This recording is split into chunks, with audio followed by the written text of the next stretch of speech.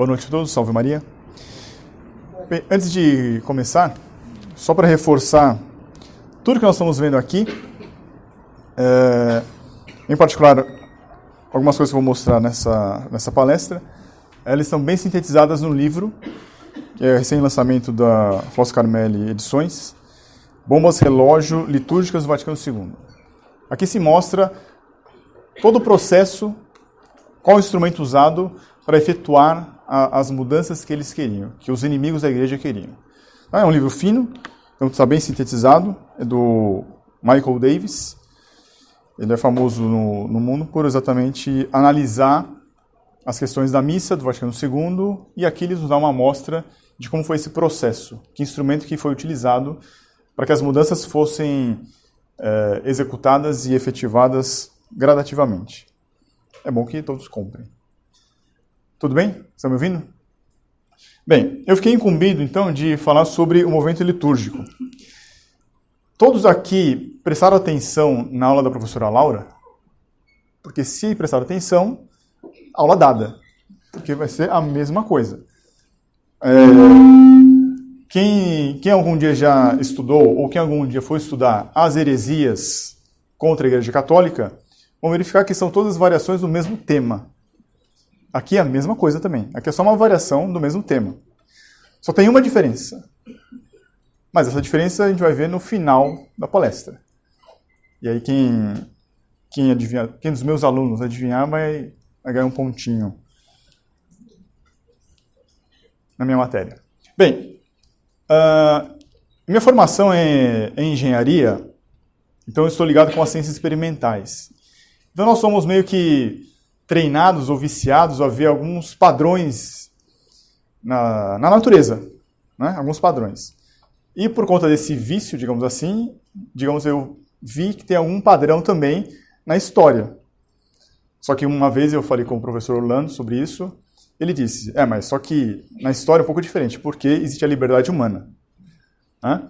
Mas é um padrão que, quando nós estudamos, a gente vê, é uma coisa um pouco assustadora. Então, que padrão que eu quero dizer aqui? Nosso Senhor Jesus Cristo veio à Terra. Ele ensinou muitas coisas, ensinou a verdade. Por conta disso, houve uma reação doutrinária tentando impugná-lo. Não conseguiram. Então, qual foi a solução adotada? Foi matá-lo. Depois, a igreja começou a se expandir. Não deram conta da doutrina verdadeira que se expandia. Veio uma perseguição física, os romanos. Não deu conta. Sangue de mártires, semente de cristãos. Depois da perseguição romana, veio uma época de paz, aí veio uma nova questão doutrinária, as heresias do Oriente. Não conseguiram. Veio então uma nova perseguição física, o Islã. Não conseguiram. Aí veio então uma nova contrapartida doutrinária, Reforma Protestante. Não conseguiram. Aí veio uma nova perseguição física, que é a Revolução Francesa. Tendo esse contexto histórico, claro que a Revolução Francesa, graças a Deus, não conseguiu seus intentos. Muita coisa se conseguiu. Mas não conseguiu destruir a igreja. A igreja é indestrutível. Então, perseguição física, questão doutrinária. Perseguição física, questão doutrinária.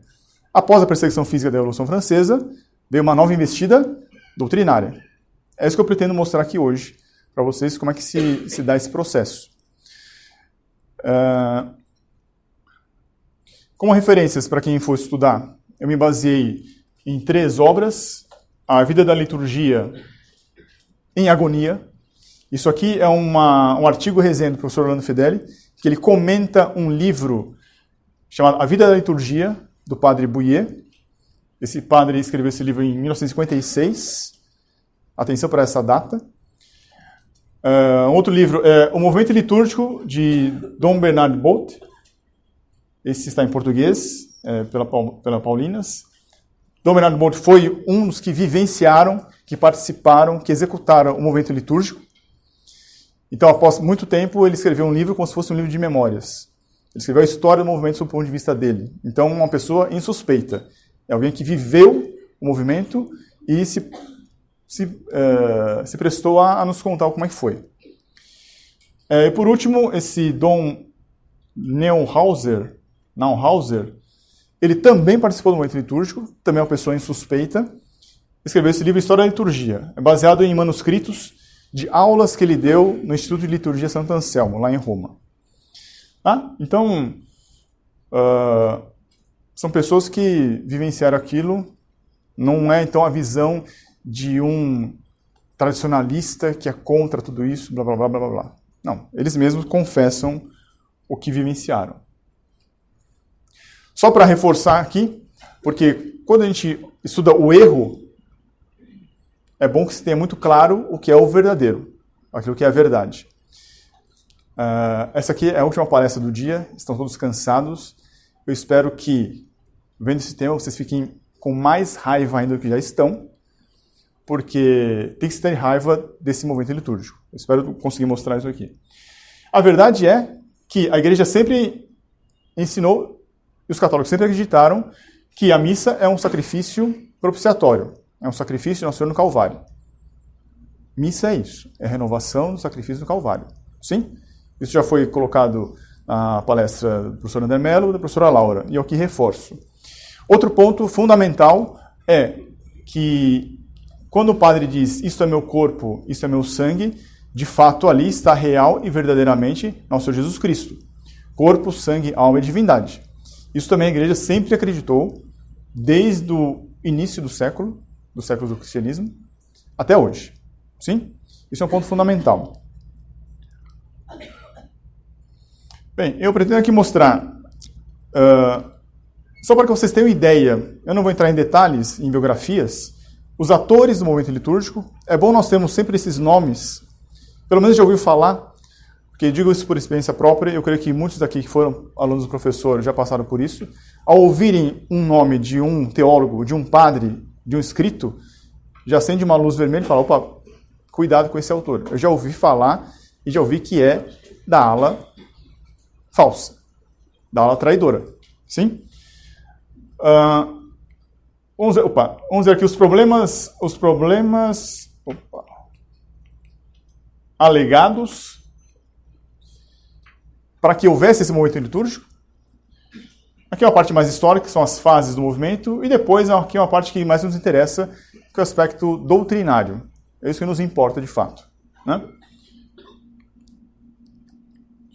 Bem, é comum, quando se estuda esse assunto, que um precursor do movimento litúrgico ocorreu. O movimento litúrgico ele é no século XX, mas ele teve como um precursor no século XIX Dom Prosper Guéranger.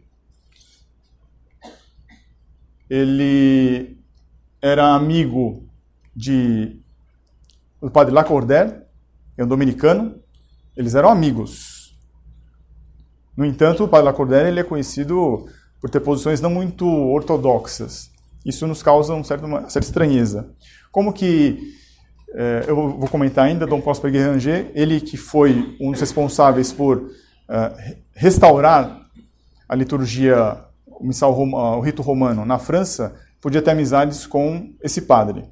O que me causa mais estranheza ainda é que ambos tinham como, digamos assim, uma figura proeminente de amizade ou de conselhos essa mulher chamada Madame Suetini. Madame Suetini, ela é egressa de São Petersburgo, na Rússia. Ela veio com o marido para a França e lá ela montou um salão onde periodicamente recebiam artistas, filósofos, escritores, uma elite intelectual para comes e bebes e conversas. E nesse salão, conta-se que tinha lá uma construção de madeira, uma espécie de cabine, que era conhecido como o confessionário de Madame Suetini, onde ela tinha conversas reservadas com as pessoas, incluindo aqui Lacordaire e Dom Prosper Guéranger. Isso é muito estranho. Eu esqueci de falar, o mote dessa palestra é: pelos frutos a gente conhece a árvore, né? E eu estou vendo aqui já algumas raízes que vai dar problema. Porque você ter amizade com alguém que não é muito ortodoxo e que tem conselhos a portas fechadas num salão com uma mulher é uma coisa um pouco esquisita.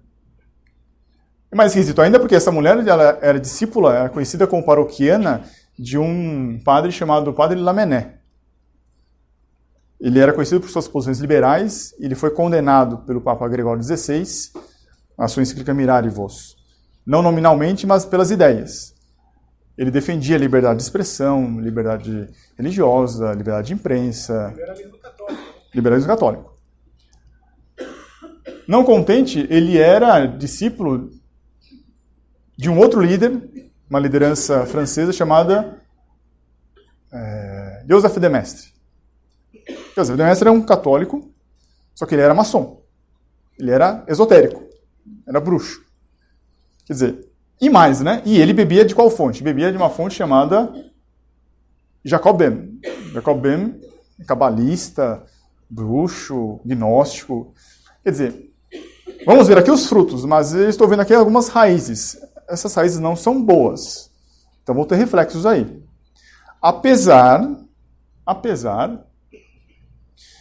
de Dom Próspero Guéranger ele ter restaurado a ordem beneditina na Europa, em particular ele fundou mosteiros na Alemanha, mosteiros na Bélgica, na França ele é responsável por Solesmes, que hoje é conhecida como a referência em canto gregoriano, né?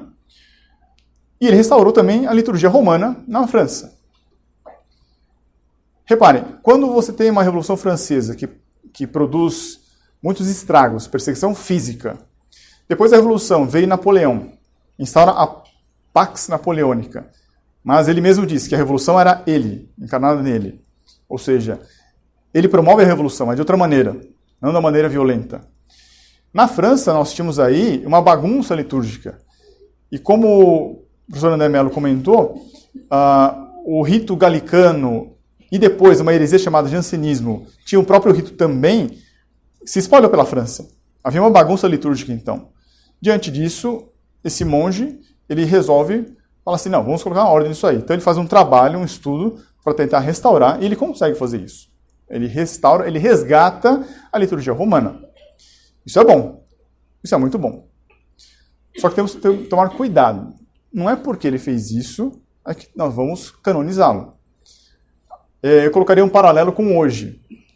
Hoje em dia, nós temos vendo, graças a Deus, pessoas retornando ao que é o catolicismo, que é a Igreja Católica.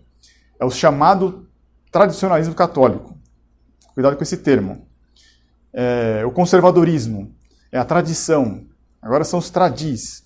Tome cuidado com isso. Por quê? Porque hoje todo mundo vai, então, à Santa Missa, ótimo, cultiva termos latinos, mas aí começa a mandar, então, pelas redes sociais, figurinhas de uma mulher colocando uma espada nos ombros de um cruzado, e tem como status ser um cruzado também, e vão ser uma cruzada hoje, quer dizer, isso é romantismo, na verdade, né? Isso é romantismo. Então, tem que tomar cuidado com outros cultivam Tolkien, não é? Ou seja, na esteira de uma coisa boa, que é resgatar isso, que é voltar, se converter à Igreja Católica, vem agora os erros de outro lado. Nós estávamos num extremo, que era o racionalismo, que era a dita esquerda, que é o comunismo na Igreja. Muito bem, se combateu isso, agora tende a cair para o outro erro, que é o erro da direita, que já foi objeto aqui de um congresso. Então aqui é a mesma coisa. Ele fez um bem? Sim, ele fez um bem. Mas não é por isso que nós vamos louvá-lo. Por quê? Porque houve um princípio que ele colocou, que esse foi o problema. Qual foi o princípio que ele colocou? Ele disse que nós devíamos retornar, diante daquela bagunça, vamos retornar à liturgia romana. Ótimo. Aí ele diz assim, a liturgia romana tal qual era na Idade Média. Opa. Hoje em dia, se a gente falar isso, muita gente fala assim, claro, ótimo, vamos voltar. Só que o que ninguém percebe é que quando você volta lá para a Idade Média, você pulou o quê? A aula anterior que nós vimos, que é o Concílio de Trento. O Concílio de Trento, ele se deparou de frente com os problemas protestantes, com os questionamentos protestantes. O Concílio de Trento deu resposta à altura bem fundamentada. Essa foi a muralha doutrinária contra o erro protestante. Não faz sentido você agora falar assim, não, mas vamos voltar antes do que isso aí. Já tinha o Concílio de Trento. Já havia uma liturgia romana codificada por São Pio V. Por que você quer voltar agora para a Idade Média? Porque o mundo não vai voltar para a situação antes da heresia protestante. Não adianta querer voltar à liturgia. Pois é. A gente vai continuar com a heresia protestante aí, precisa dar vacina.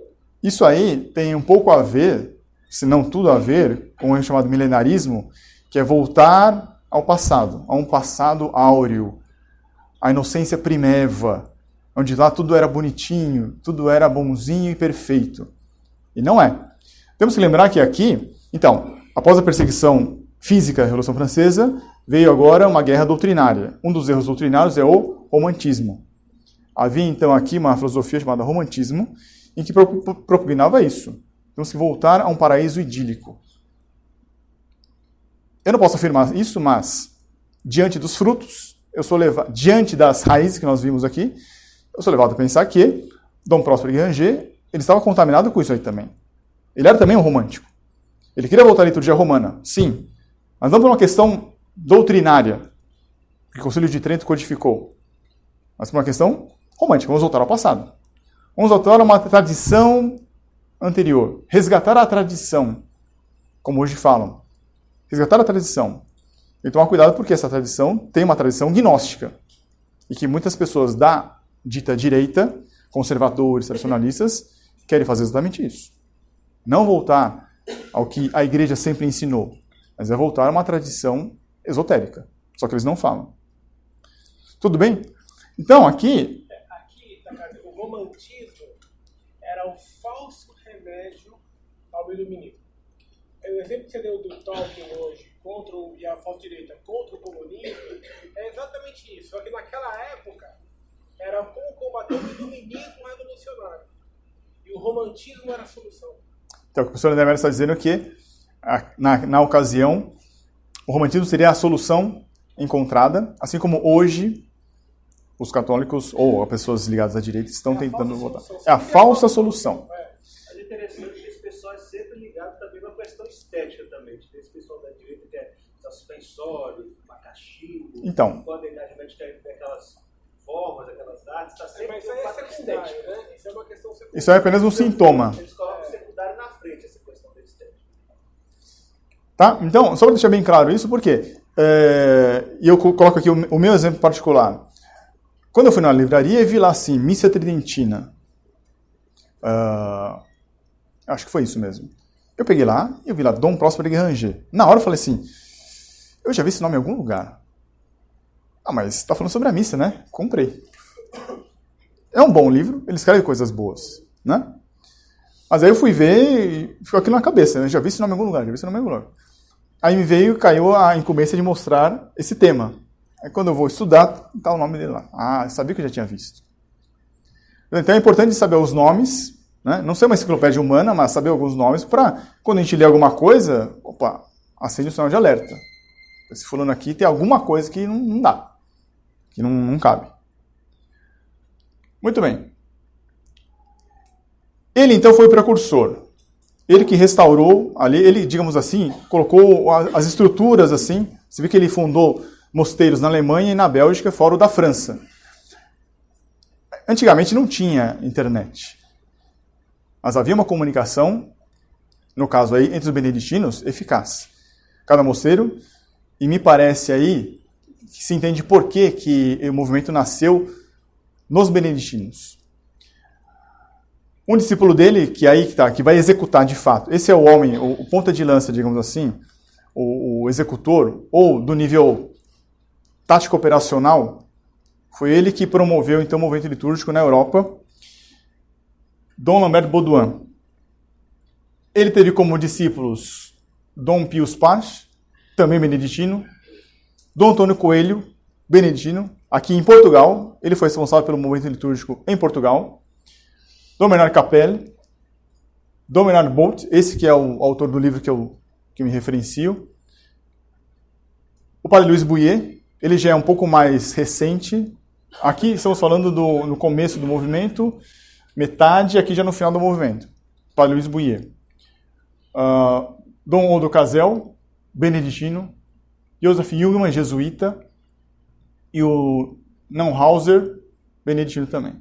Então esses são alguns personagens chaves aí que, por meio dos mosteiros beneditinos espalhados pela Europa, é que promoveram a difusão eu vou colocar aqui das práticas litúrgicas. Depois eu explico por que isso. Das práticas litúrgicas.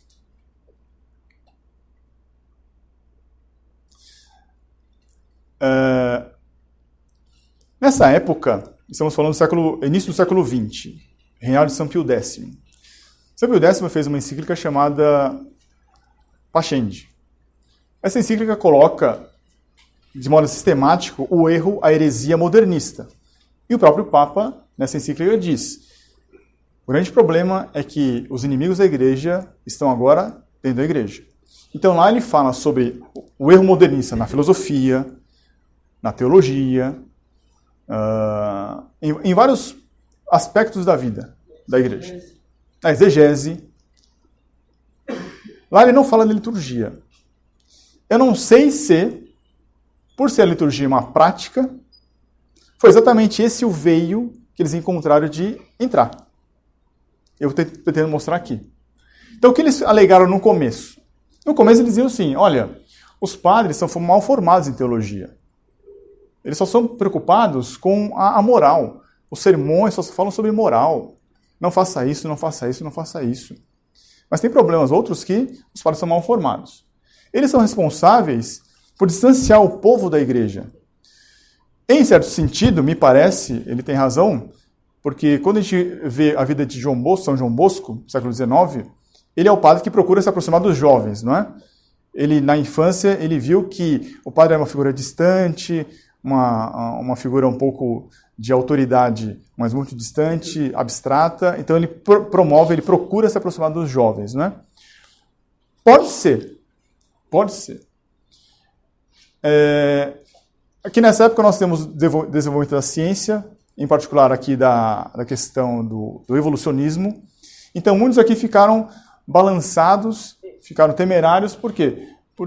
Temerosos, porque a ciência ia contradizer o que a Sagrada Escritura diz. Aí que tem lá de chá, né? É isso.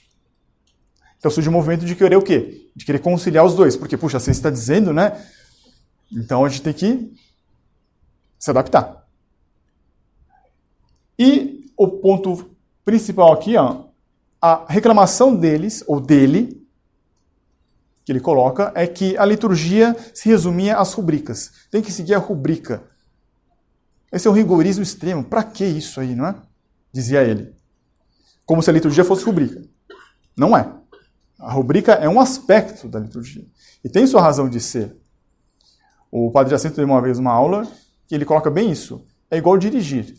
Primeiro você aprende, tem que pisar no acelerador, tirar da embreagem e tal. Quando você aprende a dirigir, você faz isso sem pensar. Você pode pensar em outras coisas.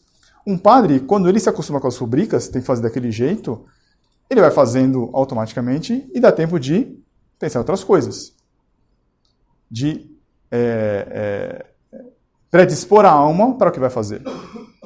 Então isso aí, na verdade, é um meio. Mas eles encaravam isso como uma finalidade. Na verdade, é porque isso são amarras, são barreiras, que, como nós vimos nas outras aulas, São Pio V colocou como segurança, para evitar exatamente os problemas que iam dar. E que nós sabemos. E a rubrica é o que faz o padre agir propriamente em persona Christi do ponto de vista de atitudes. Porque a missa, todas as missas são idênticas e são a mesma. Não existe a missa de tal padre e tal. Isso, as missas são impessoais. São impessoais. Porque na missa o padre deixa a personalidade dele e passa Bem como dito. Cristo. É a rubrica que faz isso. Sim. Então, assistir uma missa aqui em Mogi das Cruzes, ou em Roma, ou em Hong Kong, vai ser a mesma. Pode ser um padre tchecoslovaco, pode ser um padre chinês, ou um padre brasileiro. Você vai acompanhar a missa do mesmo modo, em latim. Sim, padre. Só aproveitando a crítica às públicas, é que o ser humano ele aprende com o corpo também. Tanto aprende como ensina. As palavras movem, os exemplos arrastam. Os gestos do padre imprimem nele mesmo a forma, na forma, no fundo, ao espírito da igreja. Como é que se faz? Como é que os antigos faziam? Aquilo imprime verdades também no padre. E imprime no povo que lê. Como as verdades são as mesmas, o máximo se deve procurar para padronizar o gesto, para imprimir a mesma verdade. É uma consequência da verdade imutável que haja gestos que sejam controlados, digamos, né, pela igreja, que querem dizer A mesma uma doutrina. coisa. Sim. Pensar no corpo. O corpo também reza, tem que rezar. Então, essa crítica pública é completamente falsa. Né? Ela está completamente na perspectiva do modo como o ser humano aprende, né? da epistemologia humana, como a gente aprende, está completamente adequado ao modo humano. É antipedagógico. Então, isso que foi alegado para eles no começo. Ou seja, são motivos, alguns de ordem doutrinária, uma preocupação com o mundo que vinha, e uma preocupação aqui mais prática. Tanto que tem um exemplo que ele coloca no livro, eu não coloquei aqui, mas ele diz assim, imagina, a gente foi assistir uma missa, o padre ele era afônico, não se ouvia nada do que ele dizia, ele falava as palavras erradas. Tá, mas e daí? São todos os padres assim? São alguns. E que sejam alguns, não é? Isso é reduzir a missa a uma coisa meramente... Tirar a rubrica não vai mais ter padre afônico. Pois é. O que fizeram agora? Então, na verdade, por isso que eu coloquei aqui, são problemas alegados. Então, eles arrumam um pretexto. O pretexto é esse, para mexer em alguma coisa, para mexer na liturgia. Consequência disso, então, dizem eles, as missas são mal rezadas, a missa não tem relação com a comunhão, se enfatizou, eles colocam assim, se enfatizou tanto o caráter de sacrifício e se esqueceu da questão da ceia, na parte da comunhão. Deu uma ênfase muito grande ali. Então nós temos que retornar um pouco aqui para reequilibrar as coisas. Então o povo não entendia as cerimônias, os textos. Então, esse também é outro problema. Nós vemos hoje pessoas que começam a assistir a missa, elas pensam que, não estou dizendo que não vá aprender, tudo bem, mas elas pensam que vão aprender durante a missa. E não é durante a missa. Você tem que ter aulas fora da missa. Ouvir explicação fora, não é ali na hora do lado. Isso é antes. Aqui é a mesma coisa, então. Então, se tem sermões pobres e moralistas, muito bem, isso não é um problema da liturgia em si. Se o povo não entendia, então tem que dar aulas para eles. É bom que um padre fosse dar aula para eles, né? O que a gente vai ver aqui, que eles não foram dar aula para as pessoas. Mesmo porque as pessoas não reclamavam de nada disso aqui. Eles é que reclamavam, o povo não. Podia haver um ou outro que reclamasse? Até podia. Mas, a exemplo do que aconteceu na reforma de Cranmer, na Inglaterra, e o que eu fiquei sabendo aqui no Brasil, em São João da Boa Vista, quando foi rezada a primeira missa nova aqui, que colocaram lá uma mesa de madeira, o povo pegou a mesa de madeira e queimou. Isso foi um jovem que veio de lá que nos contou. Quer dizer, houve uma reação contrária do povo. O povo não queria isso aí. Quem queria, então? É Judas Iscariotes, né? Qual foi a solução encontrada, então? Por esse pessoal? Então, aqui eu cito esse congresso de Malines, ele é colocado como um marco inicial do movimento litúrgico. É um congresso de obras católicas. Esse congresso aqui é famoso exatamente por causa disso. Dom Lambert Baudouin, o cabeça do movimento, ele, nesse congresso, ele colocou como conclusão tarefas a serem feitas, a serem executadas pelas pessoas que estavam lá, que iam se difundir, ou seja, que iam voltar para suas paróquias. A difusão do missal traduzido. Ótimo. Muito bem. Atende isso ao povo? Sim. Aumento do caráter litúrgico da piedade do povo pela participação da missa paroquial. Vincular a preparação e ação de graças da comunhão às orações da missa. Muito bem. Tinha uma malandragem aqui com a questão do missal. Então, de você colocar na mão do povo a questão de ele rezar também, né? Porque, de fato, tinha um problema que as pessoas não acompanhavam a missa. São Pio X, em parte, quis resolver esse problema. As pessoas mal sabiam, às vezes, o que acontecia durante a missa. Então, aqui o missal veio ajudar. Então. Mas colocar o missal como uma forma do povo participar da missa, ou celebrar a missa, isso é ruim. Então, Porque o missal é uma coisa boa que foi feita com uma intenção sim, então. torta. Aqui eu coloco de novo. O X da questão é dar a formação para o povo. Tanto que eu estava comentando com uma pessoa nova, o importante não é tanto saber o latim. Eu já ouvi gente falar assim, puxa, mas eu queria entrar num curso de latim para poder acompanhar a missa. Não, não precisa. O importante é saber o que é a missa. E sabendo o que é a missa, renovação do sacrifício de Nosso Senhor no Calvário, lá você começa a entender os elementos. A missa em si, a leitura, isso não faz diferença. Por quê? E por quê? Como é que se prova que não faz diferença? A minha avó, que não sabia ler, mal português, mal ia saber latim, então ela não poderia assistir a missa? Então ela não iria participar da missa? Não. Participar da missa não é ficar lendo junto lá. É bom que se reze junto, ótimo. Mas isso não é participar da missa. Participar da missa é outra coisa. Eu não vou entrar aqui porque senão a gente foge do foco, né?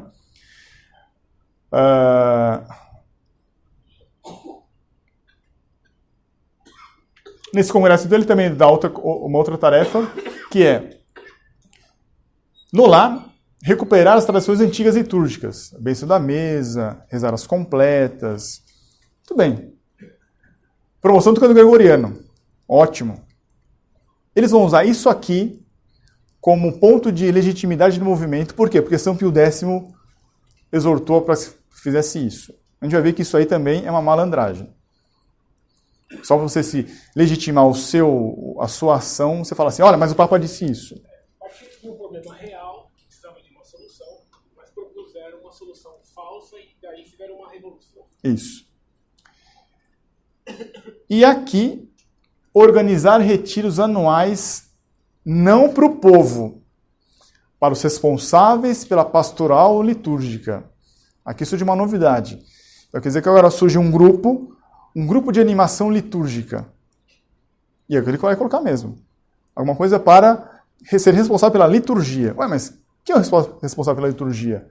Não é o Papa, o Bispo, o Padre? Agora você vai formar o quê? Um grupo, uma pastoral, responsável por isso? É uma coisa meio esquisita, né? Muito bem. Então, feito isso aqui ganhou popularidade. E com isso, deu início, então, ao chamado movimento litúrgico. Aqui dou um quadro de conjunto, para que vocês tenham uma ideia. Vejo que foi do início do século XX, 1909, com esse congresso. E, segundo os historiadores, durou até a década de 60. Ali na prévia, ali no... Como fala? Oh, meu Deus. Como é que fala? Um dia anterior? Nas vésperas do concílio. Uma coincidência incrível, né? Só uma coincidência, né? Então, eu tenho dividido aqui uma fase belga, que Dom Baudouin ele é o grande responsável.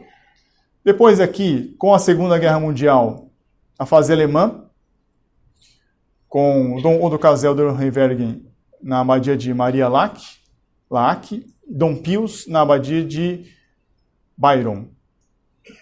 E depois aqui uma fase francesa, que isso aqui é curioso, né? Ele é marcado pela revista La Maison Dieu, em que Dom Baudouin ele coloca normas práticas para as reformas litúrgicas. Então, por que eu estou insistindo nisso? São normas práticas. Por quê? Como havia uma grande barreira ali, isso é uma leitura minha, tá? É só um machismo meu. Dada por São Pio X, havia, de fato, uma preocupação doutrinária ali. Então, aí não tem jeito. Pela doutrina não dá para ir. Claro que a doutrina vai no engate disso aqui. Mas então vamos mexer na prática. Olha, dizem eles, por motivos pastorais, não a gente pode fazer assim, porque o povo está assim, assim, assado. Em outro lugar, fala assim, olha, o povo está com tais necessidades, tais dificuldades, por motivos pastorais, vamos fazer assim, assim, assado? Foram fazendo. Não pediu uma mudança da regra, mas pediu exceções práticas em casos concretos. Exato. Exceções Razões pastorais. por razões pastorais. Para o bem das almas, diziam eles. A história não estava muito misteriosa, né? Pode dar para tudo. Para tudo. Exatamente.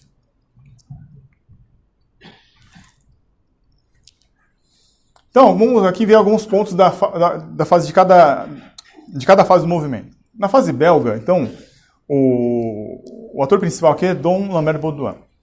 Ele promovia vários cursos, semanas de estudo, muitos cursos. Esse aqui vai ser comum durante o movimento todo. Então, vários cursos.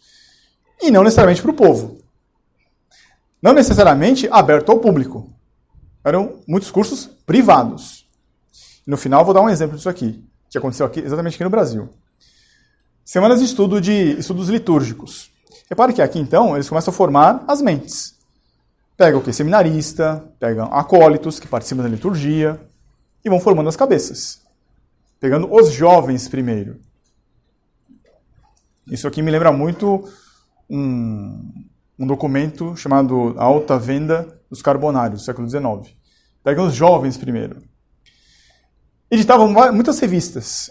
A mais importante aqui seria a Vida Litúrgica mensal. Olha a pujança do negócio. Eles faziam publicações mensais. O dinheiro tinha que vir de algum lugar, né? E tinha aqui uma revista quinzenal chamada Questões Litúrgicas e Pastorais. Então eles iam pegando casos e casos, eram casinhos. É igual quando a gente vai discutir com alguém. A gente vai discutir com alguém, a pessoa fica pegando casinhos. Ah, mas e se a esposa do fulano lá? Não tem que pegar os casinhos. A gente pega os princípios, né? Aqui eles pegam casinhos para juntar um material, uma massa crítica e falar, olha, tá vendo? Tem que fazer alguma coisa. Temos que dar uma solução para isso aqui. Uma solução prática para isso aqui. Ou seja, e vai atendendo essas demandas. Que não necessariamente era o povo que estava pedindo. Né? Ele fundou uma revista chamada Irenicon. Isso aqui lembra muito, é que eu não lembro qual é a origem da palavra chamada irenismo. A palavra grega é paz. Paz. Que é de você fazer o quê? Você contemporizar. Não vamos entrar em conflito. Exato. Isso aqui eu vou comentar depois, mas na esteira da liturgia vem junto uma questão também ecumênica. Isso aqui é fato. Tanto que ele funda esse Mosteiro da União. Por que União? Porque exatamente aqui ele abrigou os ortodoxos ucranianos. Então aqui começou também uma questão liturgia e união com os irmãos separados. Depois, Dom Lambert, ele, por uma questão misteriosa, ele vai sumir de cena na Segunda Guerra, e no livro fala, do Dom Bernard Bolt, ele estava envolvido com um serviço secreto inglês. Uma coisa muito esquisita. Eu particularmente não sei o que, não fui atrás disso. Mas ele comenta isso. Ou seja, então havia também um contato com os anglicanos. E os anglicanos estavam fazendo... Bom, vamos continuar aqui, desculpe. Nessa fase aqui, um episódio que é importante é de Monsieur Festiguier, porque ele entrou numa polêmica com os jesuítas, controvérsia sobre a liturgia católica. Ele defendia a ideia de que o mal daquela época lá, era o individualismo católico. Ou seja, a liturgia ficou esvaziada como fonte da vida cristã. Vai saber o que significa isso aí. Mas aí, então, nessa polêmica, o que foi? O jesuíta defendia o contrário, defendia a doutrina correta. Isso tomou uma certa proporção, então ganhou uma certa publicidade. E aí, então, esse Monsieur Festiguier, ele foi vetado. Falou, peraí, fica quieto aí. Quem falou? O Papa? Não. Dom Lambert Baudouin. Falou assim, fica quieto. Não, mas isso aqui não é verdade? Sim, nós defendemos isso. Ele falando, Dom Lambert Baudouin. Mas não queremos alarmismos. Se ele está dizendo assim, se o bispo disser isso, se o papa disser isso, você vai abaixar a cabeça e falar assim, tá bom. E recua. Porque nós não queremos cometer o mesmo erro do passado. Depois eu vou mostrar que erro que é esse. Ele não queria polêmica. Ele dizia assim, se o bispo disser, você obedece. Mas depois a gente vai pedindo. Olha, eminência, mas tem isso aqui. Olha, coitado deles, né? E eles vão, e como fizeram, eles concediam. Então aqui é bem uma tática de guerrilha. Você vai, não deu, você recua, depois você ataca outro ponto, recua, e vai indo. Ou seja, é uma coisa bem hipócrita mesmo. Então, fale, ele dizendo, Dom Lambert, fale aquilo que eles querem ouvir. Mas na prática é outra. Porque aqui então ele dizia que o mal da época é esse individualismo, por quê? Por causa das devoções individuais.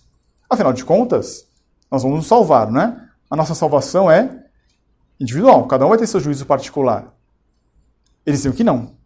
Eles diziam que a salvação é coletiva. é comunitária.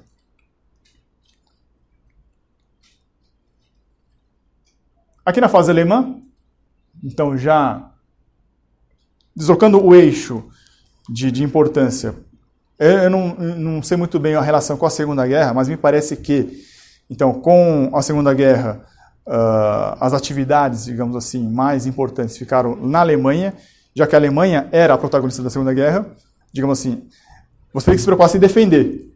Na Alemanha, no território alemão, seria uma época de paz. Então, aqui ganha importância as abadias na Alemanha. Esse Dom Herwegen, então, ele pregava o quê? Um retorno à patrística, ou seja, a teologia dos Santos Padres, lá dos primeiros séculos. Então, repare que aquele princípio que Dom Guéranger colocou, que voltar a liturgia romana para a época medieval, a liturgia romana medieval, aqui ele fala, não, mas por que voltar para a liturgia romana medieval? Vamos voltar um pouco mais. Por quê? Porque vamos voltar às fontes, que ali está a autêntica doutrina. Então ele prega um retorno à patrística. Ele também fazia cursos de liturgia, muitos cursos. Tanto que na Semana Santa foi lançada uma coleção de escritos chamada Ecclesia Orans. E foi nesse contexto aqui que surgiu esse livro chamado O Espírito da Liturgia, do Romano Guardini. É um livro famoso sobre liturgia. Então repare que, por conta dos excessos que podem acontecer, por exemplo, cantar na missa. Havia os cantos da missa. Mas é dito lá que muita coisa naquela época foi absorvida do canto profano, então se cantava músicas profanas ou o modo de cantar profano nas igrejas, então isso aí seria o quê? Um abuso, devia ser cortado. Então dizem eles, com isso aí de pretexto, tá vendo? A liturgia foi contaminada pelo mundo, então nós devemos retornar às origens, porque isso aqui está contaminado. Temos que voltar para uma liturgia mais pura. Vamos retornar. Então, só isso como pretexto. Ou seja, pega aspectos secundários, são até verdadeiros, mas aí para mudar a essência. Esse foi o problema. Ainda na Alemanha, então, Dom do Casel. Veja, aqui ele já é um pouco mais radical. Ele já pregava um retorno aos primórdios do cristianismo. As missas da catacumba. Como o professor André Mello colocou, que era mais simples. Era mais breve. Por quê? Porque era época de perseguição. Por causa disso. Mas eles pensavam o quê? É mais simples, é mais despojada, ela atende aos ideais de pobreza e de igualdade de Nosso Senhor. Mentira, né? Mentira. Então ele E aqui, eles falavam um retorno para uma missa dos primeiros séculos, que não era a missa dos primeiros séculos, era algo que eles inventaram da cabeça deles. Já o princípio, voltar à missa dos primeiros séculos, disse que está errado. Isso aqui Pio XII condenou. Né? Mas depois eles queriam voltar a uma missa que eles inventaram da cabeça deles, não era nada daquilo. Porque daí eles colocam como os estudos históricos críticos nos mostram. Tudo conversa. Tudo conversa. Esse Dom do Casel é famoso por quê? Porque ele tenta aproximar o mistério de Nosso Senhor Jesus Cristo, que, de fato, quais são os mistérios da igreja, da religião católica? São dois. O mistério da Santíssima Trindade, o mistério da encarnação, morte e ressurreição de Nosso Senhor Jesus Cristo. São os únicos mistérios da nossa religião. Ele coloca aqui, não. O mistério de Cristo. A unidade de Deus, encarnação, paixão de Deus. A Trindade também é mistério. Então, eu não falei? Eu estou me ouvindo. Então desculpe se eu não fui claro. A Santíssima Trindade é um mistério. Encarnação, morte e ressurreição, segundo mistério. Isso. Isso está bem resumido no sinal da cruz que nós fazemos, né? Em nome do Pai, do Filho e do Espírito Santo, nós confessamos a Trindade de Deus e confessamos aqui o mistério da redenção. Para eles, não. Para eles, Cristo é um mistério. E Deus teria... Já ouvimos isso aqui recentemente. E Deus teria, então, permitido os mistérios pagãos como preparação para a humanidade receber os mistérios de Cristo. Então ele vai fazer aqui uma aproximação com o paganismo, com o esoterismo pagão. Isso está errado. Para ele, então, ele dizia, missa é comemoração da vitória da vida sobre a morte. Missa não é renovação do sacrifício de Nosso Senhor do Calvário. Missa é uma comemoração da vitória. E para comemorar temos que comer e beber. Você vê como é falso a afirmação dele, porque o nosso Senhor disse, esse é o sangue da nova aliança. Nunca houve uma como essa. Nova e eterna. Nunca houve uma como essa e não vai haver mais outra. Então, completamente falso. Exato. E aqui é dele que surge que você entende o mistério do homem, entende o mistério de Deus e vice-versa. O mistério de Deus é o mistério de homem. Isso aqui, para quem estudar um pouquinho, vai verificar que isso aqui é tremendo. Então, ele pregava isso aqui.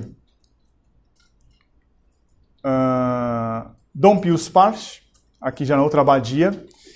Então, para ele, toda liturgia tem que ter uma fundamentação bíblica. Fora costumes, não, tem que ser bíblico. Se não tiver na Sagrada Escritura, fora. Ele queria, então, agora, antes de Nosso Senhor Jesus Cristo, ele queria uma volta à liturgia da sinagoga. Olha só, é um monge católico, em década de 40, ele já pregava isso. Como é que ele não sofreu impugnação nenhuma? É porque eram em círculos fechados. Davam cursos, tá, mas para círculos fechados. Hã? Então, mas é o princípio errado, né? É de achar que o que é anterior é mais puro, é mais autêntico.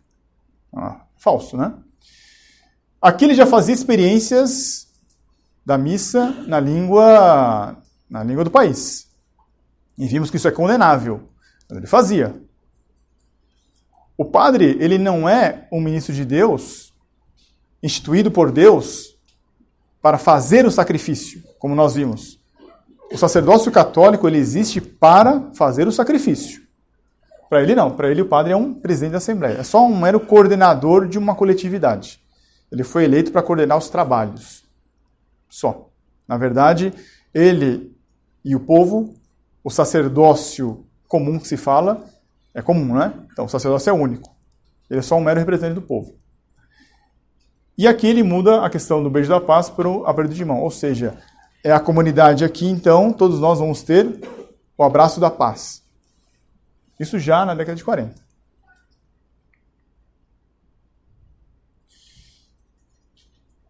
Aqui na França, então, já na terceira fase, passada a Segunda Guerra Mundial, o inimigo comum que se tinha era o nazismo. Então, nas trincheiras da França, muitos jovens soldados que estavam ali eram católicos. Mas tinha muitos jovens soldados também que eram comunistas. Eles eram da juventude petista, juventude socialista. Eles eram comunistas. Então eles travaram contato ali. E desse contato, frente ao inimigo comum, nasceu uma amizade e, como resultado, deu um novo impulso ao movimento litúrgico. Por quê? Porque diante daquilo lá, os jovens, digamos assim, por natureza, eles gostam de mudanças, né? Eles querem mudar, eles querem ser protagonistas.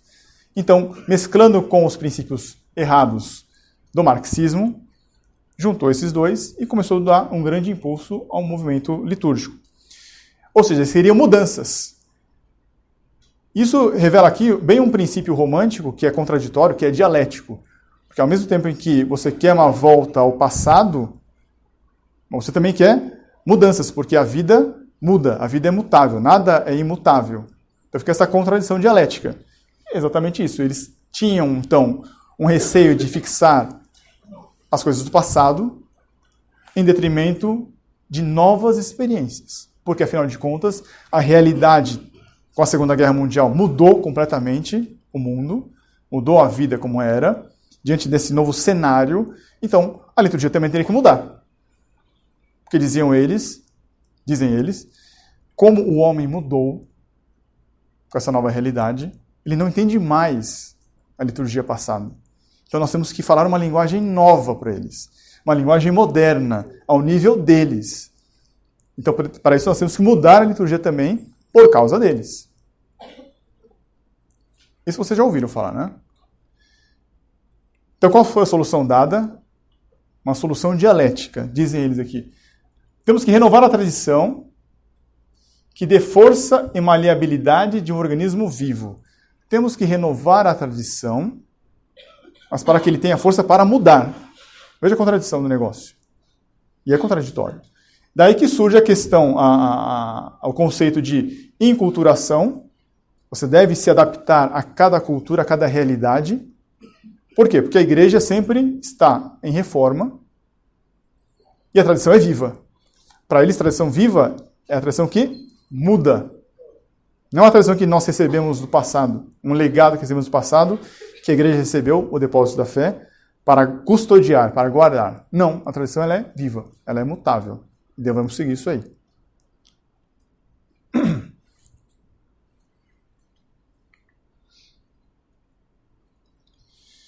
Então, no pós-guerra, vocês vejam, Dom Lambert Baudouin ele é belga.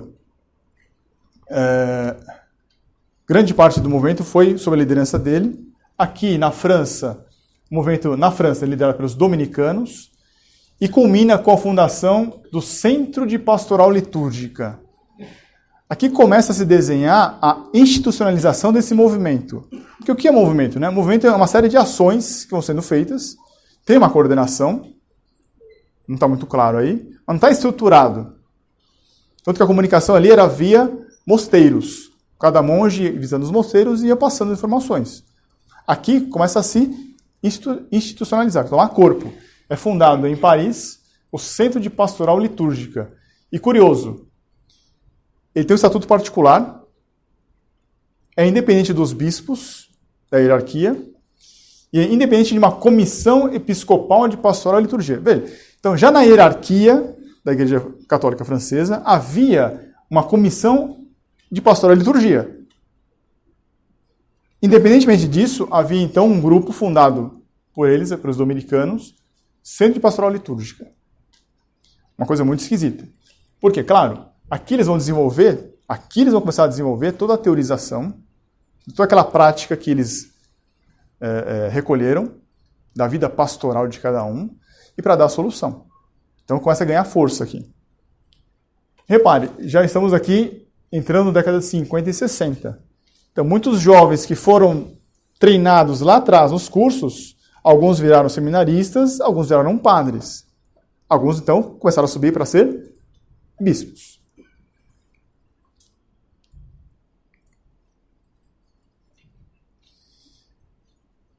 E foi fundado também, veja, e é um anexo, digamos, um filhote do Centro de Pastoral Litúrgica, foi fundado aqui o Instituto Superior de Liturgia,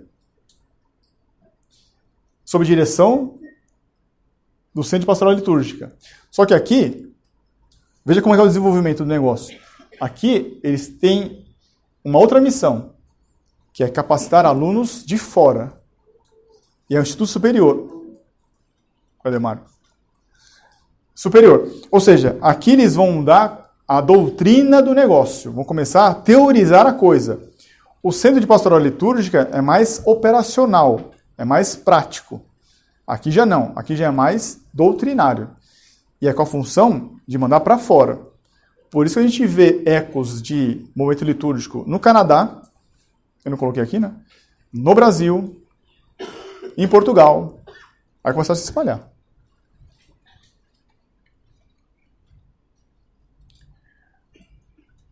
Aqui é caracterizado também pelos estudos patrísticos em Oxford. Aqui é que começa, então, o contato com os anglicanos. Porque, curiosamente, lá, nos anglicanos, eles estavam estudando os Santos Padres, a patrística. Então, esse seria o ponto em comum que os católicos poderiam conversar com os anglicanos, que poderiam conversar com os ortodoxos. Porque essa parte doutrinária é comum, eles aceitam. Então, podemos conversar. Então ficou famosa, na época, ficaram famosas as conferências de Saint-Serge, Instituto Saint-Serge, Instituto Ortodoxo Russo de Paris. Aqui tinham reuniões ecumênicas. Aqui esse padre Kern, ele entra em contato com esse Bernard Baud, que é o autor do livro, Amando de Dom Baudouin. Significa o quê? Agora, então, o movimento litúrgico começa a se expandir ia ter conversas ecumênicas.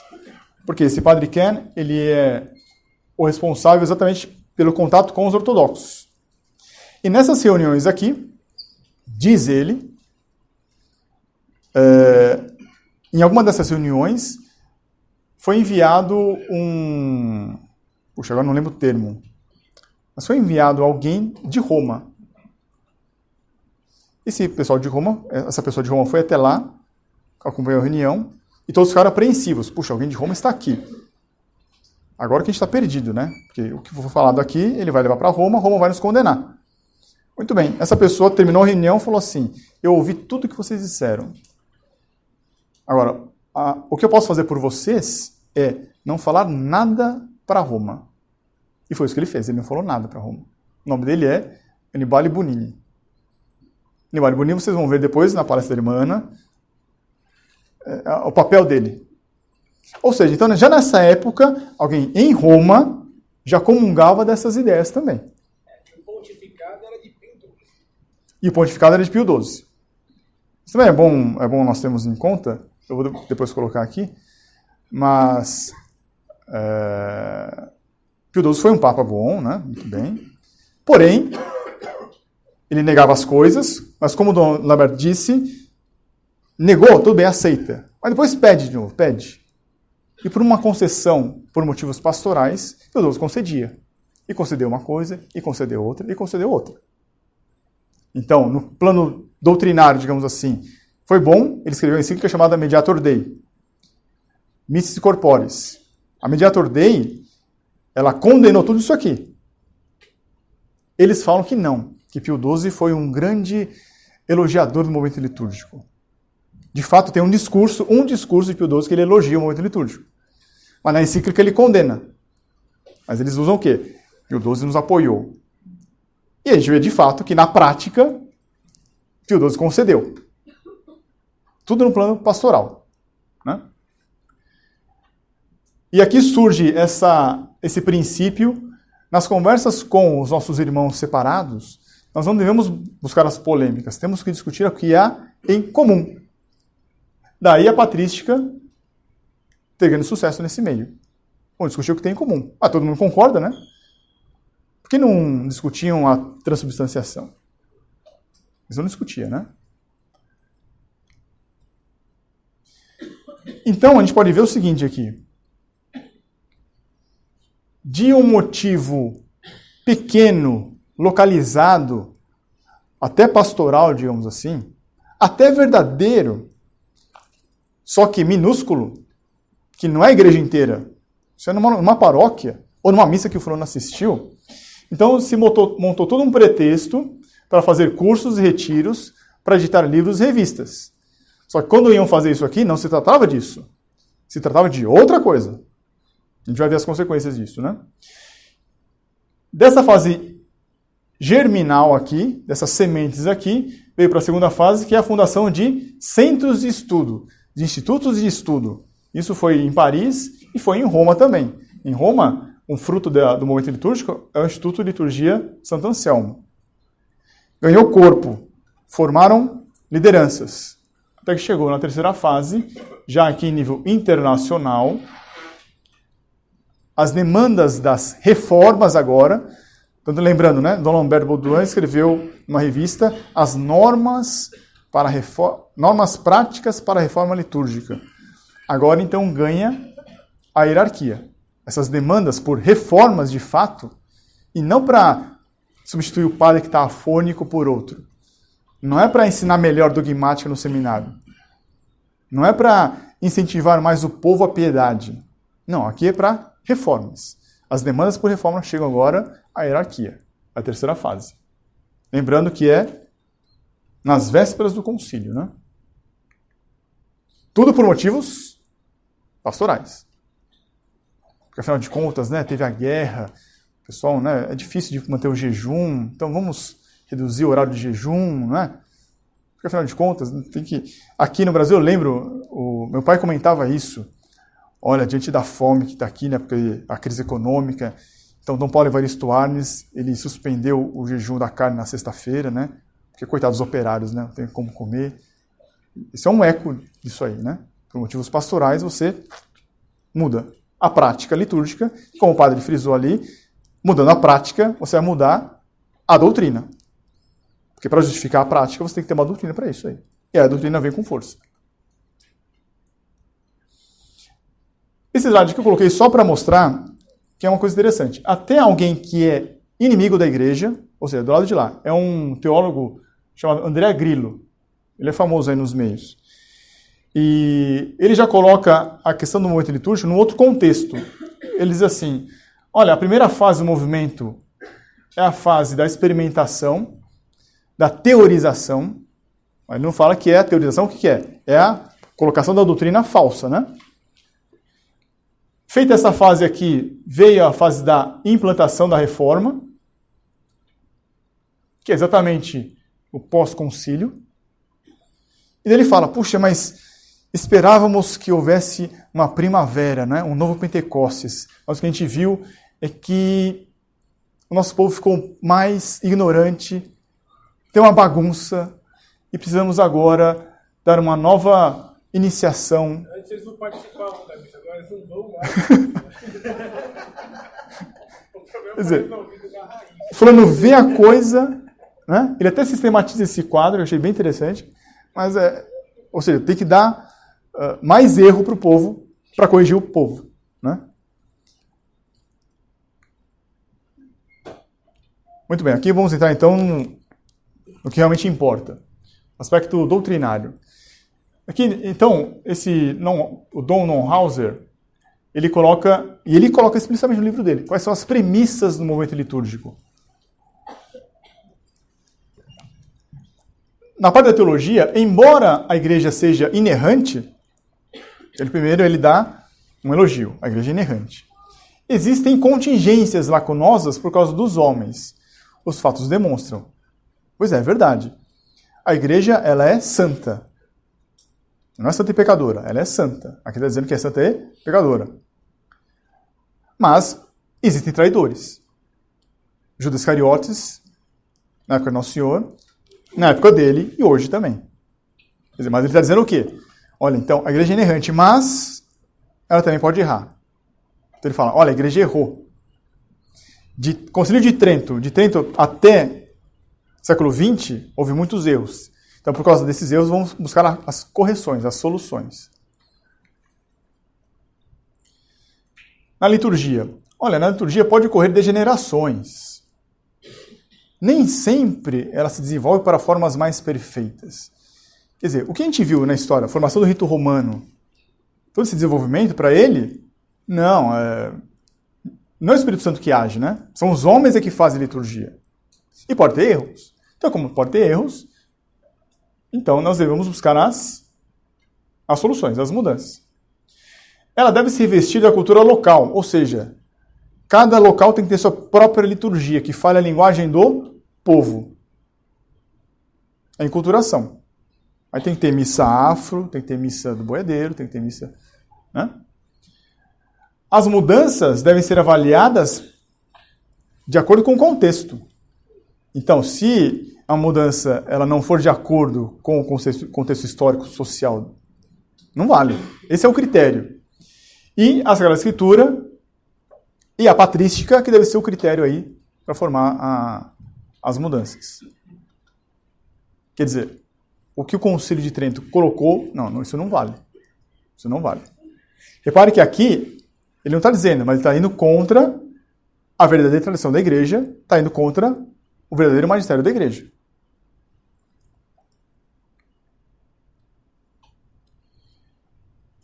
Dom Botti, ele coloca lá, essa parte aqui eu coloquei, mas podem desconsiderar, tá?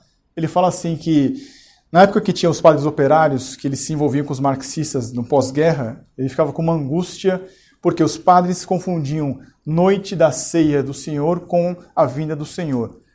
Eu coloquei, mas eu não entendi por quê. Eu não sei se ele está dizendo com relação à missa, mas para ele missa não é missa, né? Não é sacrifício, é ceia.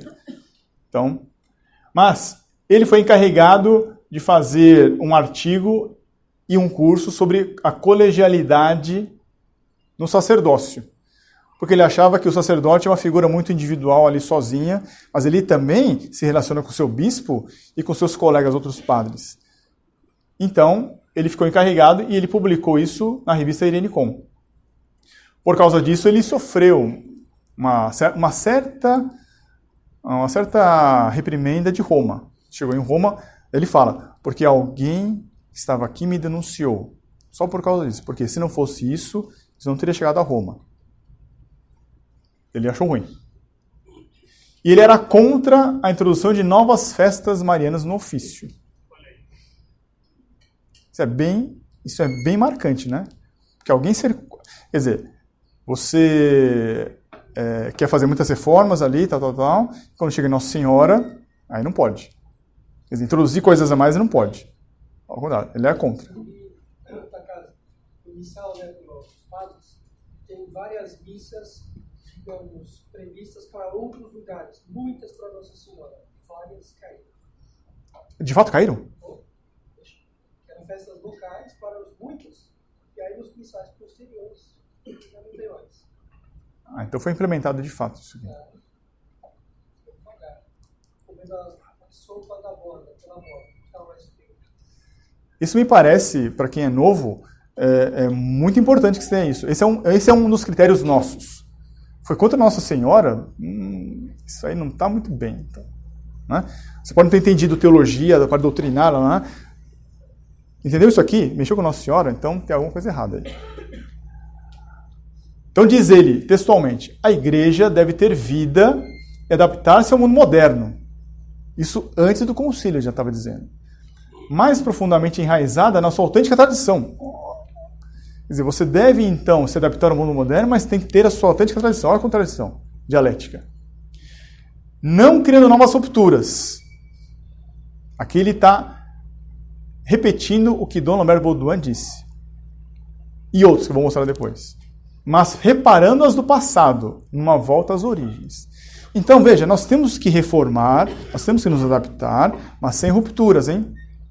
Nós temos que voltar ao passado, às origens, mas sem briga. Então, sim, é isso. Isso, então.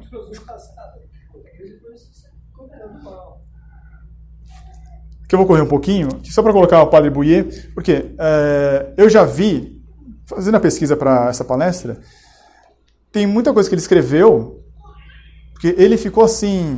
Hoje ele faz palestra, hoje não, agora já mudou, mas ele fazia palestra e reunião de tradicionalistas. Então, ele fala assim, onde chegou o movimento litúrgico, que absurdo. Ele conta que eles faziam as reformas escrevendo em guardanapo em Roma, eu tenho esse livro aqui. Mas ele tem doutrina péssima, então, mas ele ficou contra o jeito que a reforma ficou. O jeito só. Ficou contra. E ele diz também que as reformas feitas pelo Bonini era uma palhaçada. Ele conta que ele e outro, que o Bonini pedia uma coisa de hoje para amanhã, para fazer uma nova oração e tal, que ele, esse colega dele, então. escreveu em bares de Roma, ele escreveu as novas orações em guardanapo para levar. Então, porque quem não conhece, quem lê... Entendeu? Ele estava fazendo. Então. Ele disse que ele foi falar para o Paulo VI, olha, eu não aguento mais, eu vou sair da comissão, e o Paulo VI teria dito, não, por favor, se você sair será pior. E aí... Porque quem não conhece pensa que ele está arrependido das reformas que ele fez. Mas não é que ele está não é arrependido. Só que eu não leio o livro inteiro. Então. Lá Porque, não tem arrependimento nenhum. não, quando a gente lê uma parte isolada, lê o trecho que ele está dizendo, pensa assim, nossa, então ele acabou se arrependendo do que fez. Não é que ele acabou se arrependendo. Ele não se arrependeu. Ele não gosta do jeito... É só o jeito que foi feito o negócio, que foi tratado. Só isso. Porque o princípio que ele tem é péssimo. É o que eu vou mostrar aqui. É uma coisa mais de orgulho, então, se for ver no fundo. É difícil dizer assim, mas... É que entre os inimigos sempre tem aqueles... Entendeu como bonito. Sempre tem os mais apressados, os progressistas, e tem os conservadores. Não sei nem se era isso, tá, cara? Não? Que ele se entendeu com o Bonini, e depois, né, quando ele escreveu essas memórias, 30 anos depois, ele conta essas coisas. E eu me lembro de receber convite da Pele Teotica, e que o Bouyer ia falar. Então, isso para mostrar que não é porque ele está criticando, opa, então está do nosso lado. Isso, exatamente. Não é. Não pode fazer esse raciocínio simplista. Ele não tem nada de nosso homem. Não tem nada de nosso homem. Ele tem livro sobre a gnose, mostrando como a gnose é boa. Agora, É boa. Eu esqueci o nome. Mas a gente tem um livro dele que é... Bom, tem gnose no nome. E ele sabia muito bem o que ele estava fazendo. Sabe bem Do que se o trata. que essas reformas, o que elas são. Então, aqui, ele escreveu... Então, isso aqui, lembrando, é do livro A Vida da Liturgia, 1956. Depois que Pio XII promulgou a encíclica Mediator Dei, sobre liturgia. Então, nessa encíclica, Pio XII condena tudo isso aí. Mas ele escreveu um livro tempos depois. Então, já estava condenado. Ele escreveu isso aqui. Ele condena tudo, mas ele não dá nome a nenhum povo. Ah, não. Ele não dá nome. Ele não fala assim, fulano de tal, fulano de tal, fulano de tal. Não. Só as ideias. E olha o que ele escreveu, para ver como que ele é ruim. Ele compara, então, ele faz um histórico de uma cerimônia judaica para a igreja. Então diz ele, a definição, a liturgia, na unidade de sua plenitude, deve, portanto, ser vista como a reunião do povo de Deus. Surge aqui o termo povo de Deus. Igreja não é o corpo místico de Cristo. Igreja é o povo de Deus. Reunido em assembleia, pela convocação da palavra de Deus, pelo ministério apostólico. Para que este povo, tomando consciência de sua reunião, possa ouvir a própria palavra de Deus em Cristo, possa aderir a esta palavra por meio da oração e do louvor, no seio da qual a palavra é proclamada, e assim selar pelo sacrifício eucarístico a aliança realizada por essa mesma palavra. Vê como é tudo assim, né? Então, olha, o povo vai se reunir com a palavra, e a palavra lá, vai ter o sacrifício eucarístico. Liturgia é isso. Na Assembleia da Igreja, o Quahal, essa cerimônia judaica, cuja atividade própria é a mesma liturgia, fica claro que, se compreende bem o que ela é, cada um tem alguma coisa a fazer. Tem seu papel próprio a desempenhar numa ação que é essencialmente comunitária. Uma ação que não admite espectadores, mas apenas participantes ativos, engajados numa obra de conjunto. Então, quando se vai à missa, não é para você ficar ali vendo o que o padre está fazendo. Não, todos nós temos um papel ali a fazer. Então, alguém vai tocar pandeiro, alguém vai cantar, alguém é responsável pela animação litúrgica, né? Alguém vai ter que distribuir a comunhão, alguém vai ter que recolher. Todo mundo tem um papel. Todo mundo tem que participar. Isso é ele falando. Isso aqui, de tal maneira pegou, quando eu estava na PUC, tinha lá o muralzinho dentro da sala e tá lá, missa no campus, todos os dias 7 da manhã, participe. E um dia eu conversando com uma pessoa lá da minha turma, eu falei, não, eu assisto missa em tal lugar. Ela riu e falou assim, você assiste missa, né? Tá vendo? Você assiste. Ah, mas eu sou aqui para você leve. Fica muito atrasado. Você vê como pega. Essencialmente uma ação comunitária. Daí Então, o padre agora é eu o quero ver ele presidente. falar isso da ceia de nosso Senhor Jesus Cristo. Pois é, O que os apóstolos fizeram? Nada. nada. Nada. É puro invencionismo. Exatamente. É por isso que também vai ver aquelas senhoras lá que o comando da igreja, que o professor até falava que eram viram caso de mãe de sol, aquelas que mandam, o padre não faz nada. Ah, você já conhece o dia falando mal da verdadeira? Então, para o Padre Bouyer, Cristo está presente na celebração, não é na hóstia, é na celebração. O que a igreja faz hoje é o que Cristo faz pela igreja. Então existe aí... Isso me faz lembrar a teoria do pantógrafo, mas enfim. E a missa, na verdade, é só um memorial da cruz e ressurreição de nosso Senhor Jesus Cristo. É só um memorial, uma comemoração. Então veja que ele está exatamente falando essa mesma doutrina. Herética. Né?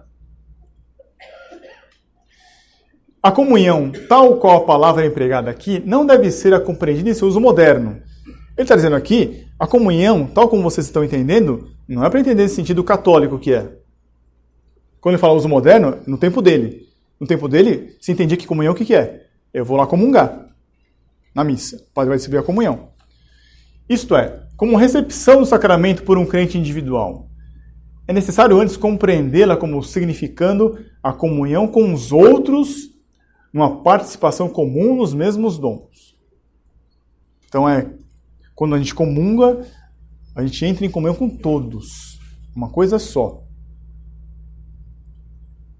Assim, o elemento de comunhão significa que a Eucaristia é uma refeição, olha aí.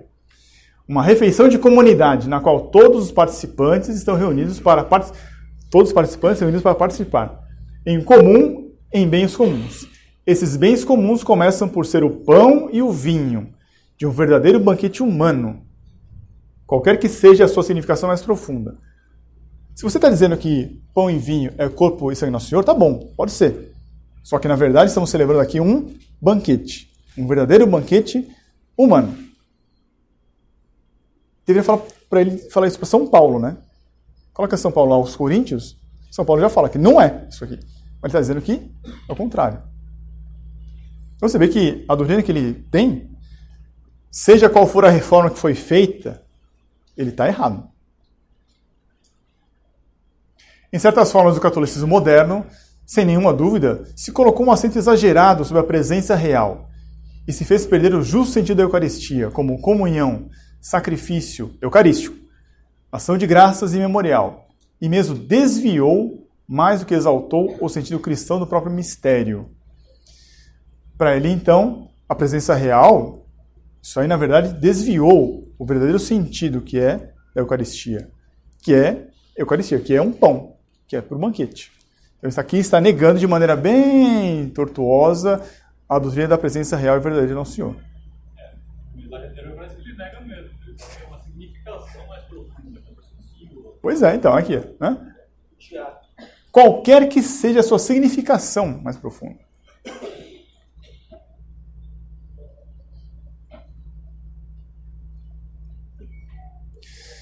Então, isso para mostrar para vocês, então, que o movimento litúrgico em si, ele se debruçou sobre muitas práticas litúrgicas, mas tinha um fundo doutrinário, que isso aí depois emergiu, veio à tona. E, de fato, é o que eles defendem na verdade. Agora eles podem expor isso aí. Então, o movimento litúrgico foi péssimo, na verdade. Eles usam, eu vou mostrar depois, São Pio X e Pio XII, para falar assim, olha, até os papas nos apoiam, dando uma certa autoridade, uma certa legitimidade. Isso é falso. Mas antes de mostrar isso aqui, quero mostrar aqui no Brasil. No Brasil tivemos também um representante do movimento litúrgico que nasceu lá. Quem fez isso aqui foi Dom Clemente Snardi, beneditino também. Ele foi presidente da comissão da Pastoral Litúrgica da CNBB durante um bom tempo. Isso aqui é o que ele escreve, hein? Não sou eu. Não é uma interpretação minha.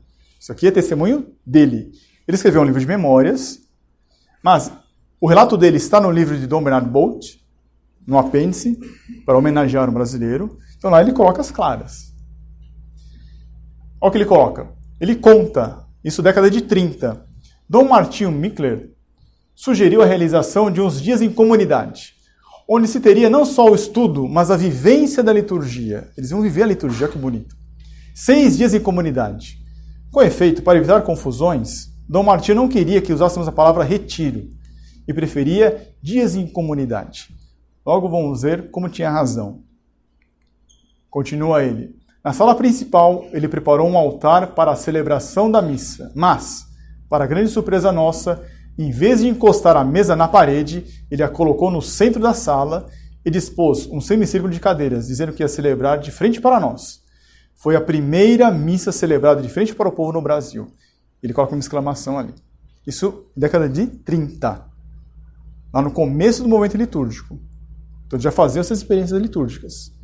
Isso aqui no Brasil foi feito. Em 35, Dr. Alceu de Amoroso Lima, presidente da Coligação Católica, cedeu uma sala para servir de capela. O centro de liturgia, tá vendo? O mesmo centro de liturgia de estudos, orientado por Dom Martinho, foi encarregado de arrumá-la. O altar permitia celebrar a missa de frente ou de costas para a assistência. É um altar, então, cambiável aí, adaptável. Solução prudente, motivada por reticências ou reações incipientes contra a forma do altar que queríamos introduzir. Esse altar é histórico. Foi o primeiro altar voltado para o povo construído no Brasil. Década de 30. Isso já era feito. O altar da capela da coligação católica permitia dizer a missa de frente ou de costas, ao gosto do celebrante. Ou seja, não importa se a igreja mandou fazer assim. Não, vou fazer do jeito que eu quero. Se eu quiser assim, vou fazer. Foi uma medida de prudência determinada por Dom Martinho. Em 36 foi feito um altar móvel no Mosteiro de São Bento, lá no Rio de Janeiro, que também permitia a celebração de frente para o povo. A reação se tornou tão forte que o próprio cardeal Leme, em 39, o cardeal pediu para que não se celebrasse mais de frente para o povo, permitindo, porém, que isso se fizesse dentro da clausura. Então, a própria hierarquia ali, Dom Leme, ele permitiu. Ele falou, olha, quando for para o povo aí, não faça assim, tá bom? Mas assim, em privado, aí você pode fazer. A verdadeira tradição e o bom senso acabariam vencendo o fixismo da época pós-tridentina. Isso já no começo do movimento. Então você vê que o negócio não foi bom. Não foi bom mesmo. Mas isso ele está confessando. Então aqui eu coloco a legitimidade. Por quê? Eu vou colocar aqui um trecho de São Pio X que eles falam. Olha, tá vendo? São Pio X, ele queria a participação do povo. Por causa disso, então, ele nos incentivou a continuar o trabalho. Da mediadora eu já comentei, né? Que eles falam que por causa daquele discurso de Pio XII, ele queria... ele estava elogiando. Mas, na verdade, a legitimidade mesmo veio com o concílio. Aqui eu vou passar, tá? Depois vocês leem o começo, porque estamos com o tempo se exaurindo. Aqui eu coloco essa foto do padre George Tyrrell, porque ele fala isso aqui, final do século XIX, né? Ele fala numa carta, eu coloquei a carta aqui, mas não vou ler, falando para um colega dele, você quer sair da igreja? Porque São Pio X está perseguindo? Ou porque existe uma ortodoxia aqui? Não, fique na igreja. Não cometa o mesmo erro do passado. Vamos fazer as coisas dentro da igreja. Ou seja, aquela estratégia de Dom Baudouin, de falar assim, não entre polêmicas, vem daqui. Eles querem permanecer da igreja e fazer a reforma dentro da igreja. Sem rupturas. Vamos reformar aqui. Não cometendo o erro dos reformadores. Teilhard de Chardin, também, ele fala a mesma coisa nesse sentido, que a reforma tem que ser do dentro da igreja, não de fora. E aqui eu concluo, com isso aqui. Então, o movimento litúrgico do século XX teve como precursor Dom Guerrier, mas vimos que Cranmer também já fazia isso, Lutero já fazia isso, a heresia encratista já dizia isso, em Gálatas nós vimos o bezerro de ouro lá com Moisés. Na verdade, o movimento litúrgico ele vem desde lá, de trás. Né? E vem aqui ganhar ar de legitimidade aqui. Por quê? Porque foi feito de dentro da igreja, pelos inimigos da igreja, como um câncer que se instalou. Parafraseando então, eu acabo aqui.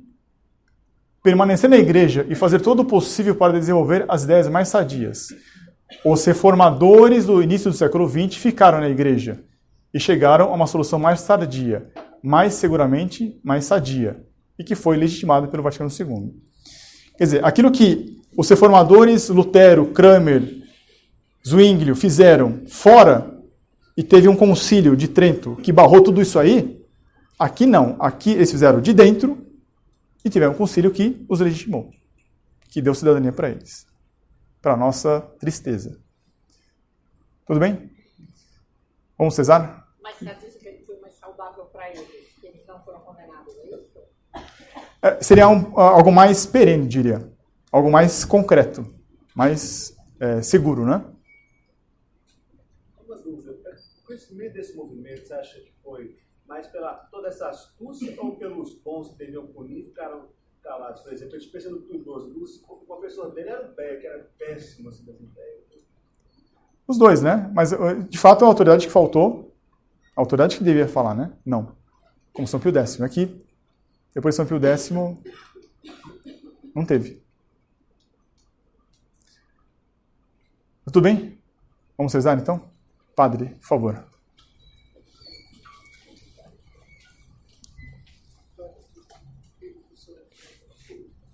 Ave Maria, cheia de graça, o Senhor é convosco, bendita sois vós entre as mulheres. Bendito é o fruto do vosso ventre, Jesus. Santa Maria, Mãe de Deus, rogai por nós, pecadores, agora e na hora de nossa morte. Amém. Auxílio dos cristãos. Rogai por nós. São Paulo. Rogai por nós. Rogai por nós. Qui feci cielo et terra, et cum spiritu tuo.